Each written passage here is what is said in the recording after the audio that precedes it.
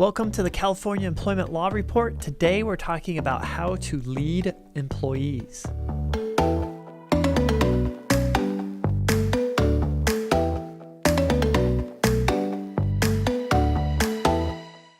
So today's video, I'm not necessarily talking about any case law or case updates for California employment law, but want to talk about more generally some managerial issues that come up. And I see this a lot with companies, and I train on this issue a lot when I'm doing sexual harassment training, but it's how to lead and what to look for in employees as a manager. And the big thing that comes up a lot of the times on evaluating employees and how they're doing their job, the key thing, and I have to give credit to Gary Vaynerchuk on this too, he's a big proponent of this, is how the employees interact with other employees. Talent is becoming more of a commodity, and it's more on how you interact with employees. And the smoother the interaction within an office, within a business is, the faster the company is. And today, speed is everything in the workplace. And so it's not necessarily how talented the employees are, it's how they interact with each other. And if you have the most talented employee, but they can't interact with anybody else, it's going to hold back your company. Gary Vaynerchuk again says it's time to fire that very talented employee that can't interact with other employees. And also my interview with Nolan Bushnell earlier this year, we'll have a link down below to that interview.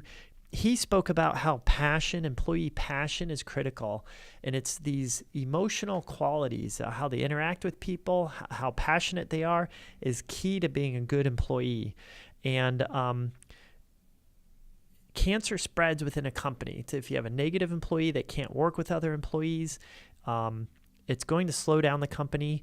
And if there's litigation, if somebody leaves the company and files litigation, it's even going to become even more of a burden on the company.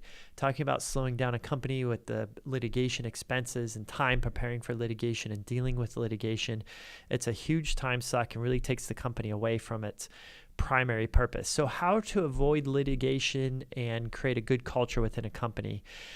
It's really about talking to employees, training the employees, and promoting this type of culture where speed is everything, and that you really incentivize employees just to get along with other employees and promote that. And again, training is key. You can't forget about training the employees. And this training can take place even when I'm doing sexual harassment training, reminding the managers of how to interact with other employees and how to get along with other employees that they're coaching. A lot of times the example of Steve Jobs comes up.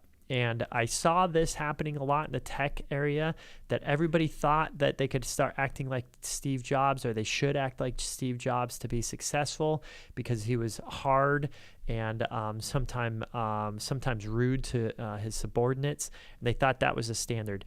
But I think that for most employers, that's the wrong way to go. It's going to cause a lot of friction internally, and I think it's going to cause a lot of litigation. I don't think that. I know it's going to cause a lot of litigation in the long run too. It's going to cost the company a lot in productivity, and I think hard out-of-pocket expenses. So there's just a few thoughts on how to manage employees. If you have any questions, please reach out to me. And again, we've got link below for additional resources. Thanks for watching.